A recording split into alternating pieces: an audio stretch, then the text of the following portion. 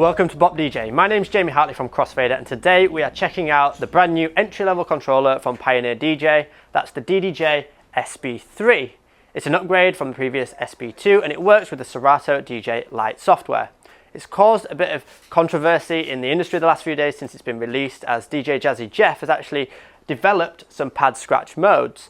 Now, we're going to take a closer look at this later on in the review, but first, let's take a much closer look at just what this controller has to offer.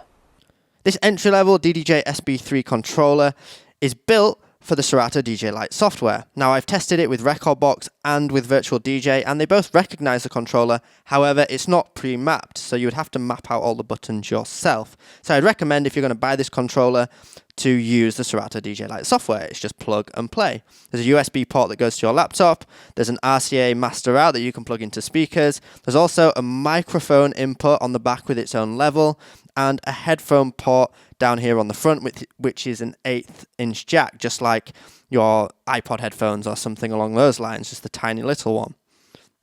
Let's go over the basic features of this controller that's featured on most controllers, just so any new DJs looking to purchase it understand what the basic features do before we go on to some of these newer features like the FX Fade and Pad Scratch, and just have a look at really what this controller is capable of. First of all, it's got nice cue and play tactile buttons, a very welcome upgrade from the rubber pads that were on the DDJ-SB2, the previous model. So this, very welcomed. The cue and play button allows you to basically set a point in the track to work from and go back to. The jog wheel is the same size as the DDJ-SB2 and a very similar size to a lot of the other entry-level controllers around this price bracket. It allows you to nudge the track faster or slower. You can turn key lock on and off, so if you nudge the track faster, it locks the key of the track but still speeds it up. Turning key lock off, the pitch will go up at the same time. There's also vinyl mode, so when it's turned on, you can use this touch-sensitive platter on the top to stop the track, scroll it back, scroll it forward, and scratch beats. Turn vinyl mode off, and that will just nudge the track exactly the same as the outside of the jog wheel. By using Shift, you can activate any of these things in the grey boxes, any of these words. So, for example, the jog wheel allows you to search by holding Shift and then scrolling forwards, and it'll search even faster through the track. Let's stop the track there. Next up, we also have the tempo adjust. Now, I know a lot of people might think that these are very small, and yes, they are small, but they still work really well, and they're actually really responsive. So, a bit of a technical thing here. If you have a look on the screen, now I'm going to make the finest adjustment possible, and you'll notice just how small of an adjustment I can actually make to the percentage of the track. So, as you can see, you can actually nudge the track by 0.02%. Now, that's a very fine adjustment, and it is, it's very sensitive. You've got to be very tight on the tempo adjust, but it's capable of doing that. So anyone that's thinking of manually beat matching and using this to learn to beat match by ear, which I'd highly recommend, it can be done. So you can easily match up the BPMs, and if you're not interested in using the tempos and want to use syncs, there is that option as well with the sync buttons both here and here on each deck. Now, I haven't got anything loaded on the left-hand side yet, so that's why it's not lighting up. The tempo range can actually be changed, so if you want to reach much higher or much lower BPMs, hold Shift, press the key lock button, and it'll go from plus or minus 8% faster or slower to plus or minus 16% faster or slower. As you can tell, we can go 16% faster or slower. And again, plus or minus 50%. So it'll sound a bit ridiculous, but the track can be played at much higher or lower BPM values. Let's reset that. Next, moving to the mixer section. There's a browse pot to scroll up and down your library, and then load buttons to load tracks onto the left and right hand deck. Underneath, for each channel, we have 3-band EQ. As you can hear, this is a total kill EQ, so it totally kills each bandwidth, and it sounds quite nice. There is a filter for each channel.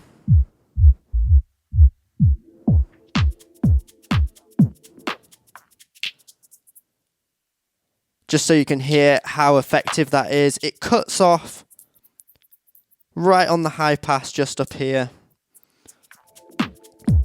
but obviously the low doesn't cut out. There is a headphone cue for both channels 1 and 2 and a master cue as well. There's a headphone level and a master level here, and then a channel fader as standard and a cross fader, just like on any other DJ controller. While we're talking about the crossfader, you can change the curve settings within the Serato DJ Lite setup screen. If we click this gear icon and go to the mixer options, you can change the curve here. So for example, if it's slow, it's more of a fade. If it's fast and you want to practice scratch techniques, you get a cut. Let's stop that track there. Let's now check out some of the performance features on this controller. There's the options to loop down here, which is much nicer the way this is laid out than the previous DDJ-SB2. If the track's playing, we can choose what loop length we want. On the Serato DJ Lite software, you can choose 1 beat, 2 beats, 4 beats, or 8 beats. Using these half and 2 times buttons, select your beat length and then press auto loop above to loop the track. You can change the loop length while it's active and it will shorten from the end, keeping the start point the same. By using shift, you can also reloop by pressing the auto loop button again. It will jump back to that point and reloop. There is the manual loop options by holding shift and then pressing half and 2 times to do a manual in and out point. But I would definitely recommend using auto loop to start with. Up along the top we have the effects. Now to show the effects, it's just this tab here in the software, and we have up to 6 different effects to choose from. Quite basic effects in the Serato DJ Lite software, but that's great for just getting started. Let's just check out some of the effects. First of all, each of these buttons turns the effects on and off. This is the master level for all 3 effects. By holding shift, we can change the beat fraction using 2 and 3.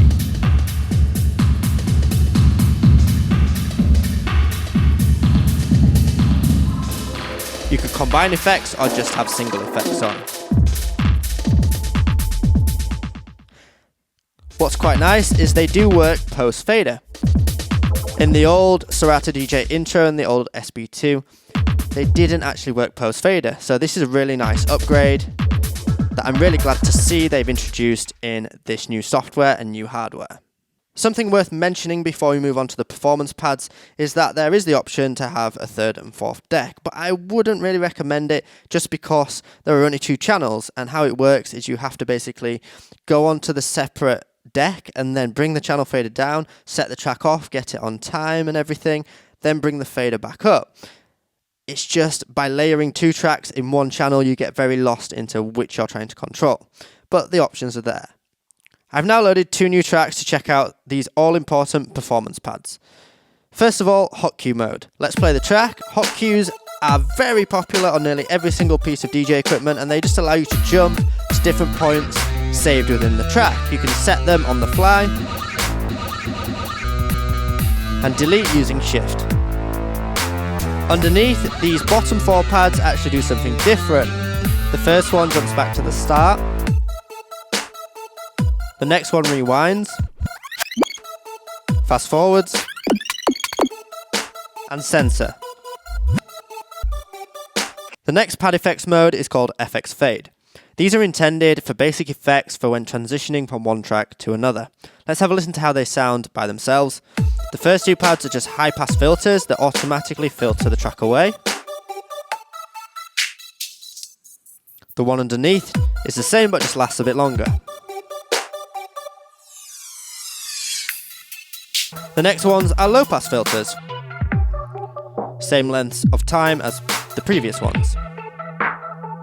Now obviously there's nothing stopping you from just using the filter on the channel here, but this is automated.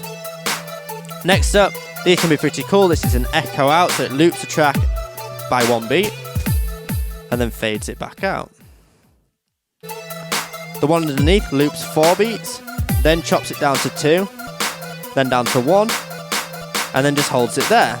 So that's kind of like a build-up effect. And the last 2, make sure vinyl mode's turned on and you have a backspin. Let's look at some of those in the mix. We could jump just before the drop, get ready to set our next track off. I'm just going to quickly bring it into the mix. Move to FX fade. Let's maybe try low pass filter.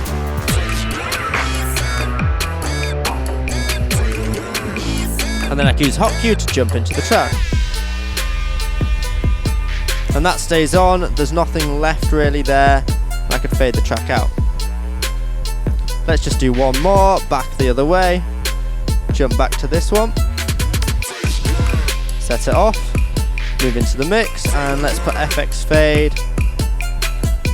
I'm going to backspin and then hit my hot cue.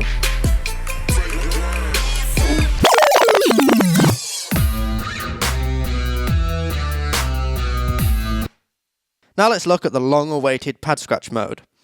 For this, I'm just going to load up a scratch sound so you can hear exactly what the scratch pads sound like on a very typical scratch sound. How it works is it will scratch the first hot cue that you've got set. So I've got hot cue set on this sound. By holding any of the pads, even when it's not playing, you can hear each scratch. So we've got baby scratches. Underneath, sharper version. And then it gets a bit more complex. And that's a bar in length that just keeps looping. A bit higher pitch.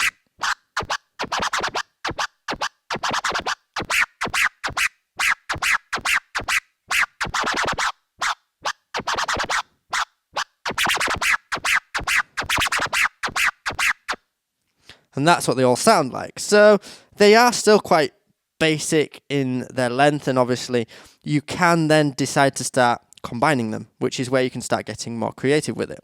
Obviously, if the track's playing,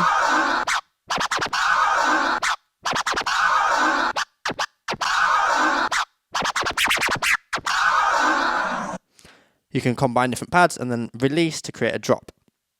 Now let's have a listen over the top of another beat. Please bear in mind that all of this works off the BPM of the track. So this scratch sound I've manually put in as 70 BPM, so it matches the opposite side. But you would have to make sure that the BPMs are matched, otherwise it wouldn't stay in time with the track that's currently playing. Let's have a listen, let's jump into the track.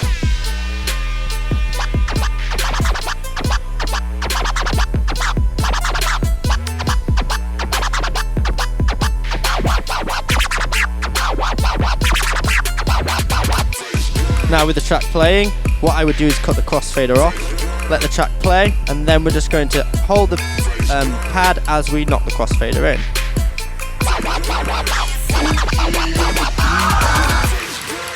So you've still got to use a bit of crossfader, otherwise we'd be holding the pad and then pressing play and then releasing. So I think it's worth starting to use the crossfader anyway, because you want to be learning these techniques manually. Okay, now let's have a listen to it using an actual beat. So for example, let's load that other OJ track back onto this side. And we'll just let that track drop. Set this one off, pad scratch, knock it into the middle.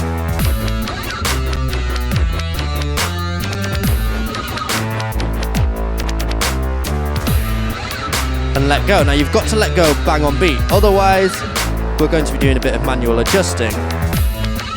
Press it again, it'll jump back.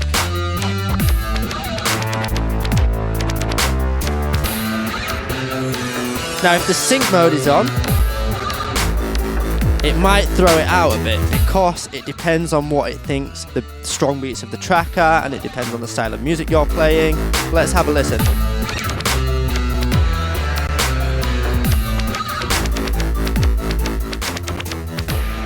Not too bad on this track.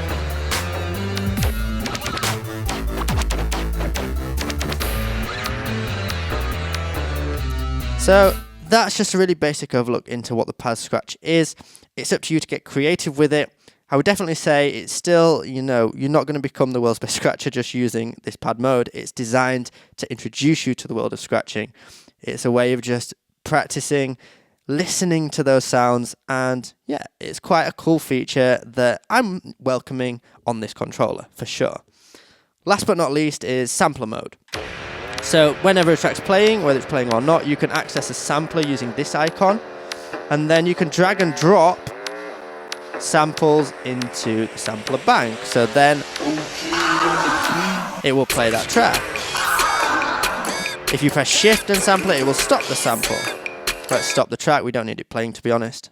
And there you see the track playing. So you could have little vocal shots, you could have tags in there, and you can have for the sampler.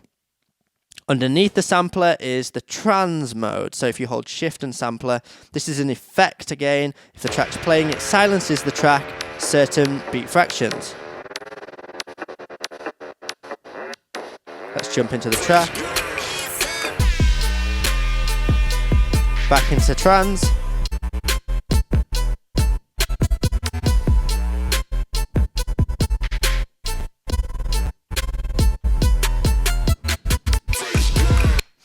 And you can hear there how that trans effect sounds.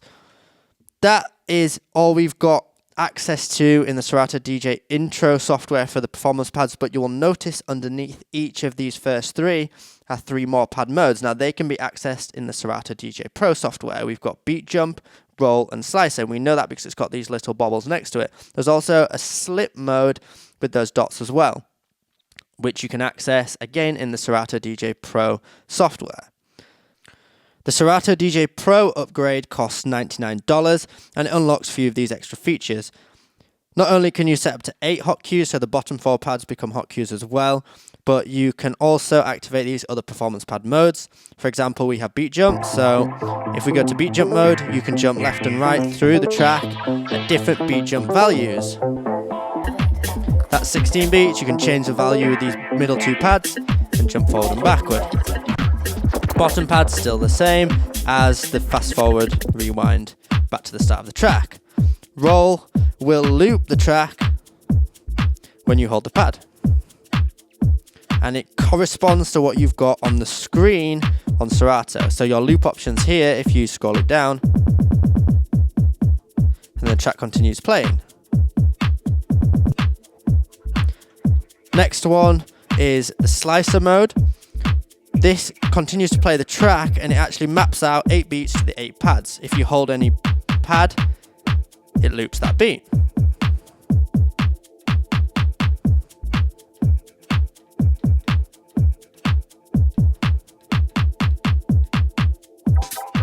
There are also access to loads more different effects in the effects, delay, combo filter, pan delay. They're all better quality sounding as well, so that's something to bear in mind, and you can unlock extra effects packs to play around with. The slip mode, if you turn it on here by holding shift and pressing vinyl, allows you to do anything to the track. Using hot cues, for example, it jumps to that point and then goes back to where it would have been.